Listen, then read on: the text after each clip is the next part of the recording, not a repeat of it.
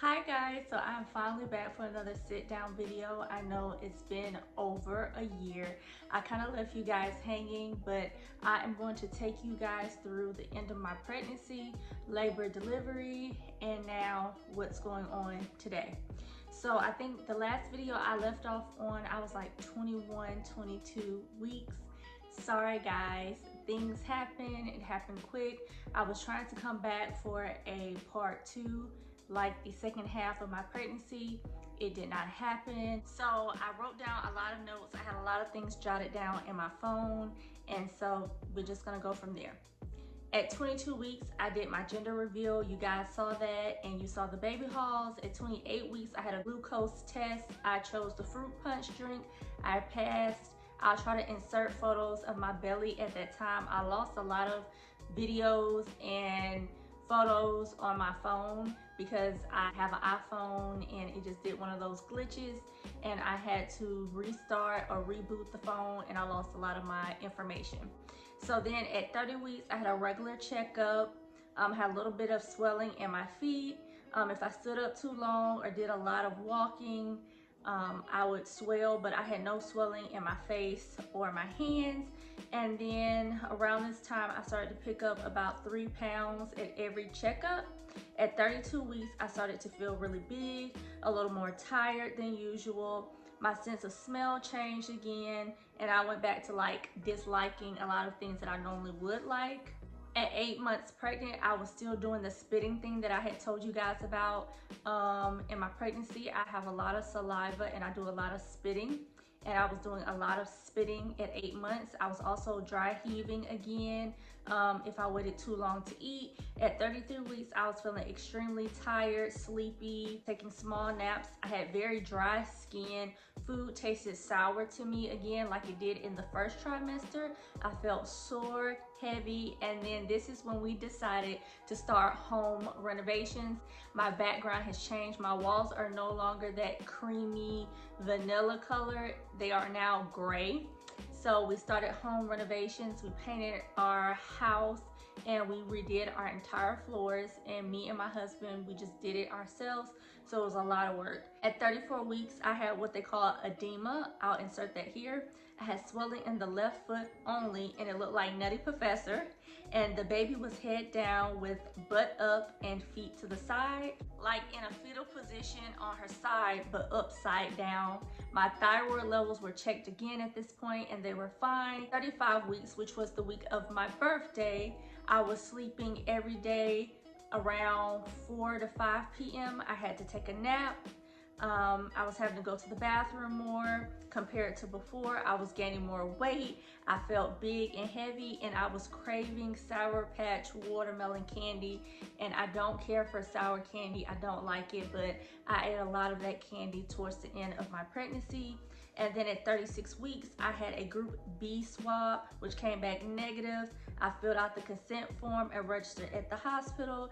And by that time, I was packed up and ready to go, and everyone else's bags were packed up as well. Then at 37 weeks and 4 days, I had constant contractions for about an hour while we were doing home renovations. This was March 23rd of 2025.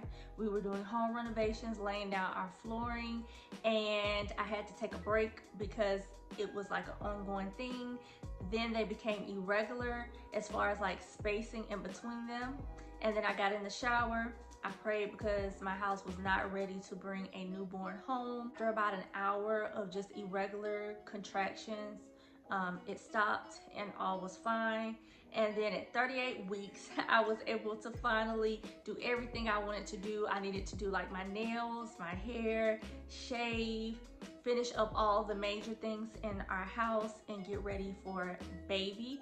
I did do like a little bedside nursery area for her. I never shared the bedside nursery with you guys because when I first did it, I had it on the right side of my bedroom, and then right before she got here, me and my husband decided maybe we needed to move it around to the left side of the room.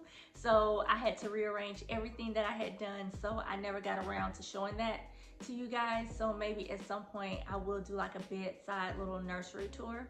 On March 29th, that night, I had random contractions and downloaded a little tracking app, an app that tracks your contractions. and I was going to wake my husband up that night, but I was too sleepy to get up. And then they had stopped around 11 p.m. to 12 a.m. That was on the 29th. So around 11 p.m. on the 29th, they kind of just stopped. I was too sleepy. I was gonna wake him up, but I decided not to. So I laid back down. And then about 3 a.m. on March 30th, which is exactly a week from when I first had the first set of contractions, I was in labor. I woke up at 3 a.m. to a contraction. That's what woke me up out of my sleep. And then I just kind of sat there and waited a little bit. And then I put on the tracking app of my contractions, because my entire pregnancy, husband joked with me that you're gonna let the same thing happen again. So if you do not know, with my first son, I was able to get an epidural. With my second son, I gave birth within about 15 to 16 minutes of getting to the hospital. I waited too long in labor to decide, oh my gosh, I'm in labor. And then by the time I got to the hospital, he was crowning. It was pretty much time to push. So this time around, I was like, that's not gonna happen. I'm gonna make it to the hospital in time. So I turned on the contraction app. Once I tracked my contractions on the app for about 20 minutes, it told me you are in labor and you need to go to the hospital. I got up and woke my husband up and told him it's time. I actually think I'm in labor. So we got up, got the kids dressed, got everything packed. It took us about an hour from the time that I woke up and started tracking my contractions on the app. And in the middle of us getting dressed and getting the kids together, I kept having to use the bathroom. And I also could talk through my contractions.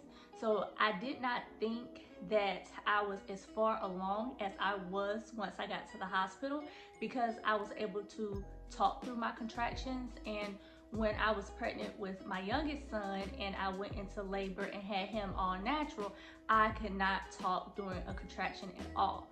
So because I was able to walk around the house and talk to the kids and things like that, I did not think that I was as far along as I was once I got to the hospital. Now, once we got in the car is where it got real. Something about getting down in that seated position of getting in a vehicle every time, I feel like intensifies my contractions and puts my labor into overdrive. Even when I had my son all natural, when I got in that car, I knew I was in labor. And this time, when I got in that car, I knew for sure I was about to have a baby. So we drove the kids to my parents' house, which is like a 20-minute ride from our house. So at this point, I had been up for about an hour, drove about 20 minutes to her home, and then maybe another 6 or 7 minutes to the hospital. Got to the hospital, it was a ghost town. It was dark, the lights were low. We had to call and let someone know, hey, we need to be assisted. I was in labor. This time I was in serious pain. I can't remember if I got a wheelchair or not this time around, sorry. But I was in pain. I was not screaming and yelling in the parking lot like I did with my second son, but I was indeed in pain. I got to triage. I had to do a urine sample. They checked me. The girl said she couldn't feel anything. And then the nurse practitioner came and checked me, and she said I was 6.5 centimeters and she could feel a sac, and she said that my water had already broke.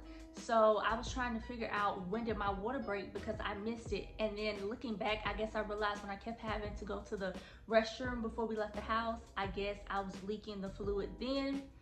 And I was in a lot of pain, but I could still talk and I could breathe through my contractions. I will say with my second son, my chest felt heavy. Everything on me felt heavy. I could not breathe at all, but I could breathe, take a deep breath, a lot of that. Whenever I would get a contraction, whoever hand was over me, I would just grab and squeeze a hand. I kept telling them, hey, I need an epidural. Finally, they moved me across the hall and we were waiting on the man to come give me an epidural.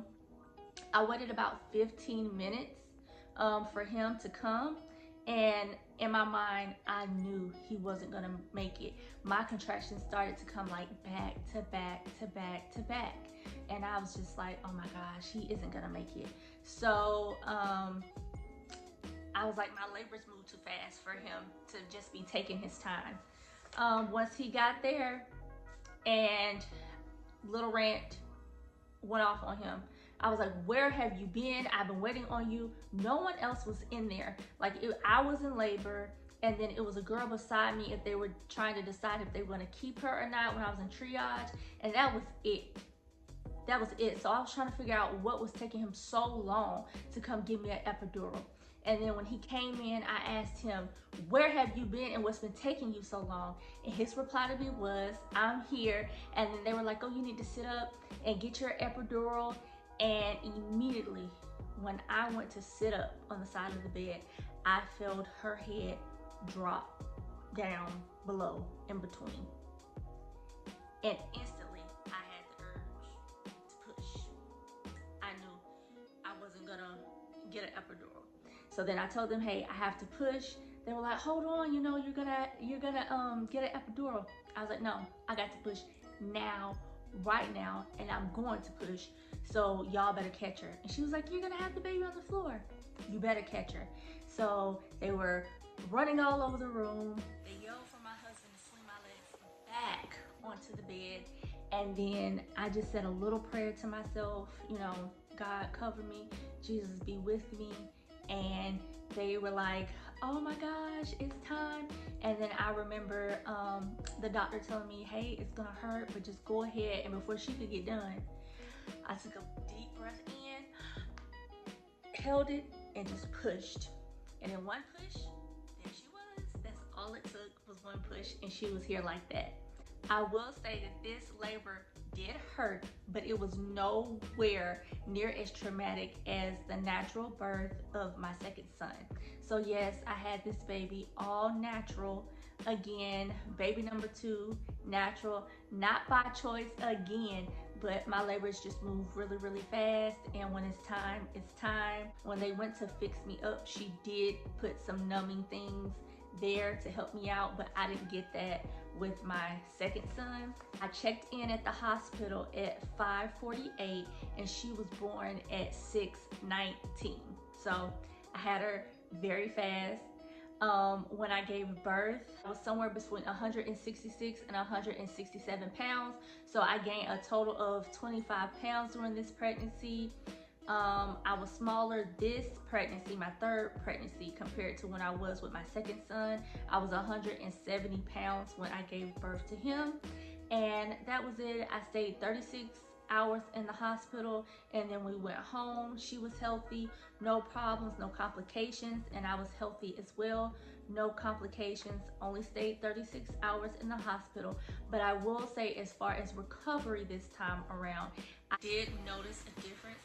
I feel like it took me a little longer to recover this time around with my daughter compared to my first 2 pregnancies in my 20s. I just felt sore for long.